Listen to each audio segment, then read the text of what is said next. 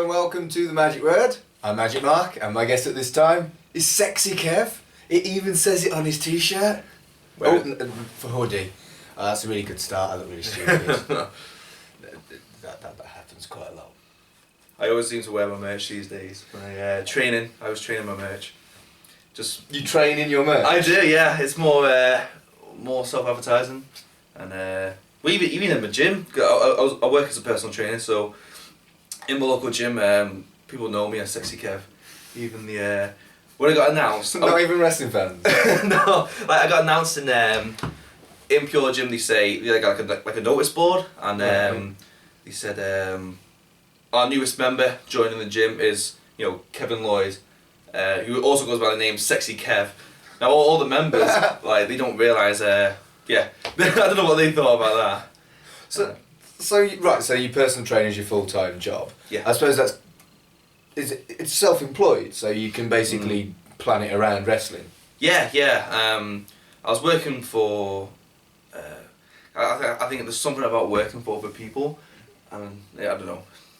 I don't think I could be a self-employed librarian. Yeah, I could be my own library. I could get my own mobile library. No, that's a ridiculous idea. But you prefer working for yourself then? Yeah. But there's a lot more pressure. Let's say. So I make money week by week. So I know if I get injured or something, there's a bit of pressure of, I'm not going to earn money that week. If I can't work. Personal train if you're injured? I can. One time I did the ligaments in me ankle one time. I remember that sucked. Yeah. And I remember I was hobbling the next day in the gym with my clients, The Walking Dead. But I couldn't. There's certain things I couldn't teach classes properly for a good month and things like that. But that was only sort of minor. But imagine if I don't know, did my knee in or broke my shoulder or something, and then not my shoulder, broke my arm or something, and then I can't really teach my job very efficiently. So that's a bit of pressure that way. Because I do sports massage as well. Okay. So if I mess these up, then so are they even more valuable than your face? Yeah. if I mess these up, I can't massage. So no spots where people stamp on your hands. Yeah. Just in case. They even got me the wrist lock. Get off the wrist. Oh no. Yeah. Sports massage. What's the difference between that and a sexy massage? A sports massage is a lot more painful. Okay. Or you can say deep tissue massage. That's not meant to be anything sexual either. But it's pretty much let's say you got your muscles. Let's say they're all kind of knotty. You might have your shoulder might be stuck up here, etc. Could be the muscles are really tight. So what I do is I break the muscles up, which can sometimes involve getting my elbow in there. Yeah, I have seen that. Yeah, it's not it's not the most comfortable thing, but it's helped me before with my shoulder. I've got a bit of a dicky shoulder. I got a sports massage on it by someone else, and you couldn't do it yourself, could you? Yeah. Well, yeah, and it does help. It does work, but yeah. I don't think I need one, but I have seen. In fact, I think I've seen Rob Sharp do it in locker rooms. Yeah. And he has people on their front and they're in massive amounts of pain. Yeah. And then afterwards they get up and they go, "Oh shit." Yeah. So it does work. I've seen it work. Yeah, it's get paid to inflict pain on people, But is it a job that you have to be super strong for? I probably couldn't do it, right? No, for example, when I so I got a bit of a dicky shoulder. My basically my rotator cuff, which is it's in the actual shoulder joint. The bit that the ball goes in, right? Yeah. So there's 4 muscles in there. Yeah. So one of them I kind of I don't know what I did to it, strained it or something. But turns out they were really tight in my shoulder, so I went to get a massage done, and there's this little petite lady was gonna give me this massage, and I was in so much pain. She battered you. Yeah. You got battered. She had yeah, I'm not ashamed to say. I was in that much pain. I thought I was gonna piss myself. Honestly, wow. I thought to myself, I really need to go to the toilet right now. She had your hand in your back like that, so your shoulder blade comes up. Right. And you can imagine the muscle underneath your shoulder blade. Yeah. That bit, yeah. Yeah, there's like a gap underneath your shoulder blade. Yeah. So you had an elbow in there, grinding it. I think that'd be fun. Like No, that. it was very painful. But after that, then it was like the difference in my shoulders, a massive difference. But yeah, she was wearing this little petite thing, and you know that was very, very painful. So yeah, so it doesn't matter how big or strong you are. And it doesn't matter how big or strong you are when you're having the massage. No, you're still like, ah! You'll feel it. But, no, yeah, it's good. It is beneficial, definitely. I'm getting one done tomorrow morning. Same thing, shoulder. I'm actually getting my legs done because I'm a glutes. Because What are glutes? bum cheeks. Ass. Right, okay. Right, carry on. I've got like a novice powerlifting competition coming up in like 17th of January. So I'm squatting and deadlifting all the time, but because my legs and my bum is growing, they're all getting really they're getting a booty now. It's all getting really tight, so I need someone to massage it and break up. You're having a bum massage, is that what you're having? But a glute massage, it's not like it's more like you get the elbow, you get your elbow in there and then just grind it around. It's not you'll feel that. So you're having an ass massage, basically. Yeah. You can like flower it up a bit, but you're having an ass massage. Super. Yeah, pretty much. I've announced it to the world. And what will the ass massage do for you? Pretty much like I've got loads of knots in my bum. Knots as in like in my bum cheek. So let's say the knots are really like the muscle fibers are all congealed, and I just need someone to loosen up my bum cheeks. So will it make your bum softer after this massage? I don't know why I'm doing this. I'm never going to get to feel your ass. They're not going to do that to me. No, I wouldn't say it's going to make me softer. I'm going to feel it, the benefits of it. It's hard to explain what it feels like. I've never had a bum massage. I mean, like right now, so say I'm squatting and deadlifting. You feel your muscles feel quite tight. So you got like quite tight legs. Yeah. And they feel like really tight. And you're stretching them out. Well, imagine that, but in your bums, you're like I'm trying to you're stretching your bum cheek out. Yeah. So I've got it's just because my bum's growing and because I'm squatting and deadlifting heavy.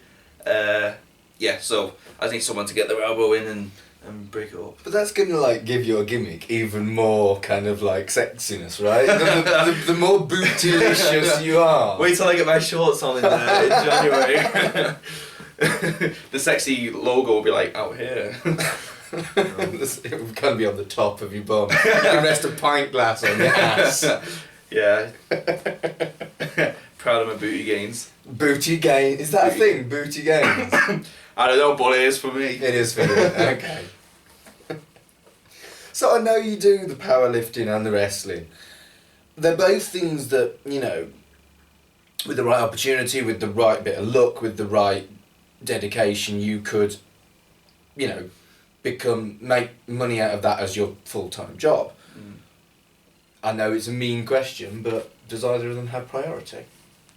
No, wrestling. The powerlifting is more like, why not? More of a. You're pretty fucking good at it for why not. Well, it's kind of I like lifting heavy. Lifting. Can I swear? Yeah, you can. Yeah. I just said fuck.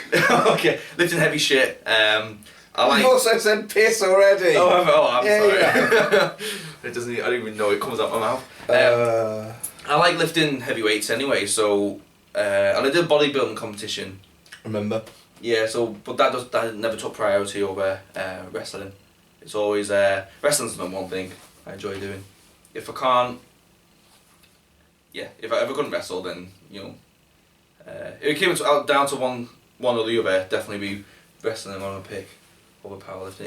I'm literally doing it for the fun of it. And same with the bodybuilding. I was doing that for the fun of it, or two, I thought it would help my personal training as well. If I look's in good shape, people might go, "Oh, he's in good shape and he's a personal trainer." but it turns out to be like one of the hardest like 2 months of my life. Like then you like just have to eat like just chicken and. It's not just that. It's like you're depleting your body.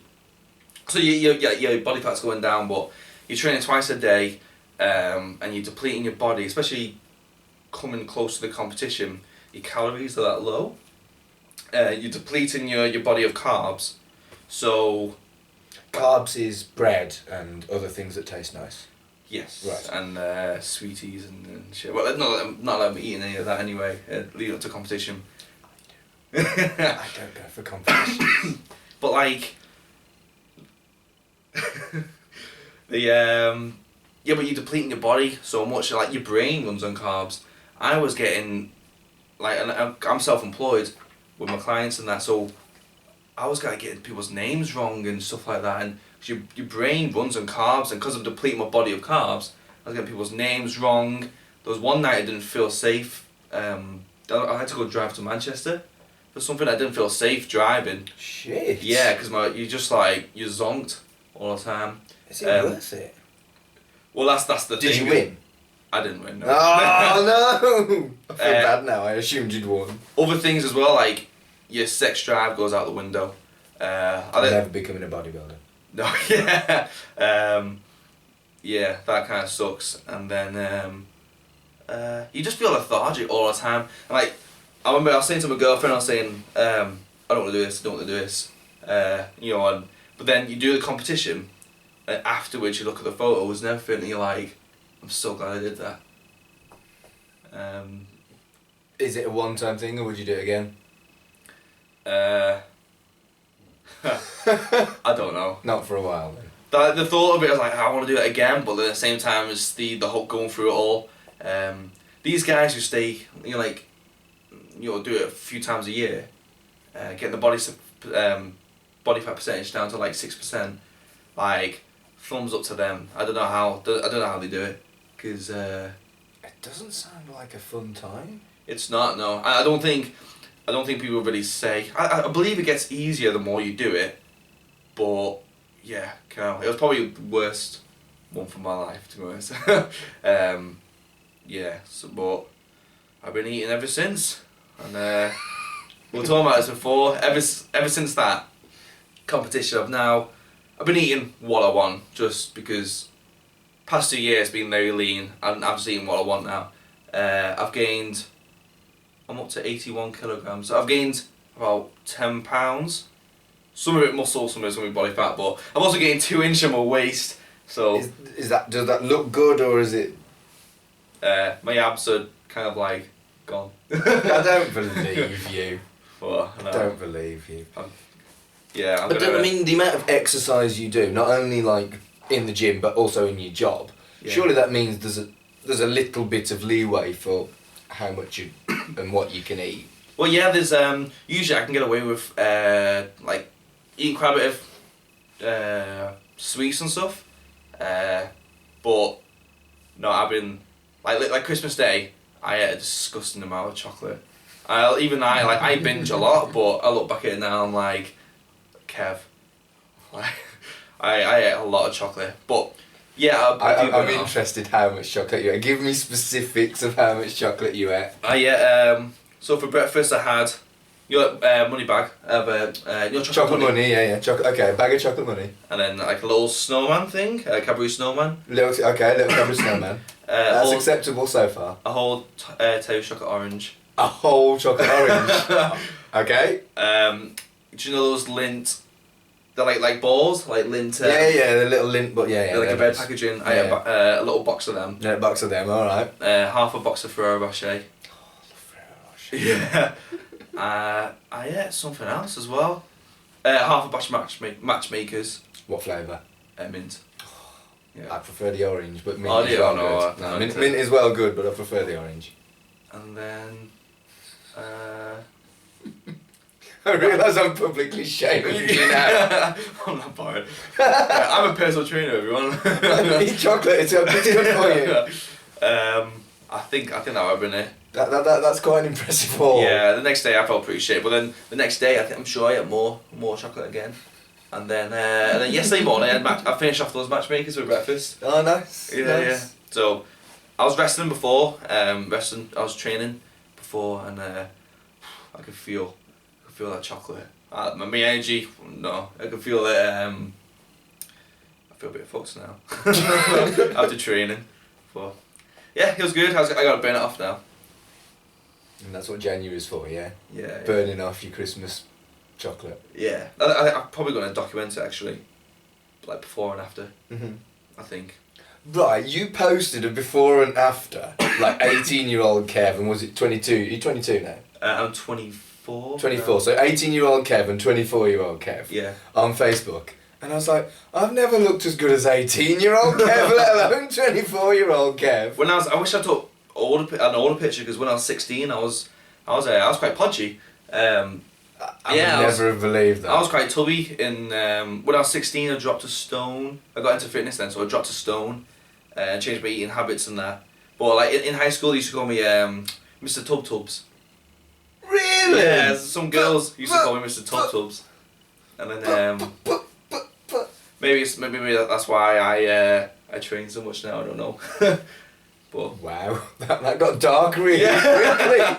Yeah, and then there's other things as well. But like, yeah, he's called Mr. Tub Tubs, and then I dropped. I sincerely doubt anyone can get away with calling you Mr. Tub Tubs anymore. No, I get instead of being an average Kev chan, I might get a Tub Tubs chan. I mean, that's the beauty of your gimmick is. I would have never thought it would work as a babyface, but it really does. But as a heel, there's just so much. It's just so simple that there's so much you can do with it. A stripper that's a bit of a bellend. That's just like fuel on the fire for the fans, isn't it? I think I can change it as well. Like so, rather than always being a stripper, I could be like sleazy Kev. You say like similar to like Joey Ryan's doing now, or I'll give you like down fitness model. You know, like. Yeah. The only problem is there's so many people already doing the gimmicks now. So like Tyler Breeze is already doing the model gimmick and all that. But you can go down different routes as well. It's a shame that spot, the cock spot with Joey Ryan went so viral. Otherwise, you could have totally nicked that. Yeah. That would have been well good. But you can't do it now. Everyone in the world's seen that. That vid. Yeah. But the average Kev stuff, does that happen everywhere, or is it just pro wrestling for you where I've seen it? Do you know what the first person to call me that was? Pyro. Pyro. Yeah. Right. I was at it was one Christmas, and I ate more food at Christmas, and a few years ago when I was at BWP in Wales, and he starts calling me like because I'm eating more food, you know, my abs aren't as defined, and he starts calling me Average Kev backstage and all that, and shut up. The words are like weapons, don't they? Sometimes. It's all in banter. Yeah. And then but then somehow Pro Wrestling For You, they started doing the Average Kev chants, and yeah.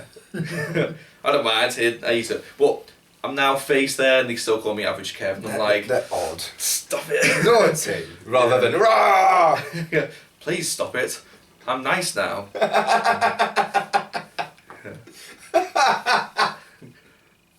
I love that. That's the thing about modern audiences, you can never predict. Don't you think? You can never predict. I think didn't you debut at... I remember your debut at GPW. Yeah. You debuted as a massive heel, but we all just cheered you because the gimmick was so fun, and within like 2 months you were a babyface. Yeah, I didn't know what to... That was my first... I think the second... I don't know, let's say second time out in front of a crowd ever. Mm-hmm. I come out and I'm heel, but I do the stripper pants thing on the apron, and I just rip the pants off, and everyone goes, yeah! I didn't know what to do, because I was like, this isn't going to plan, and I was meant to be heel. It was a battle royal, so it didn't come out, it wasn't too much like, like say it'd been a match, you'd be face or you'd be heel. It was a battle royal, so I kind of just blended in anyway, but I didn't know how to react. And then the next show, it was like Johnny Brannigan running GPW said, Kev, you're gonna be face now, like by default. Yeah. And and then that I didn't get it at first, and I didn't know how to be a face either, because I was like, I'm meant to be, you know, I'm the sexiest man alive, but how do I be a face like that? And then I did a show with the models. I was teaming with the models. Yeah. A feature shot.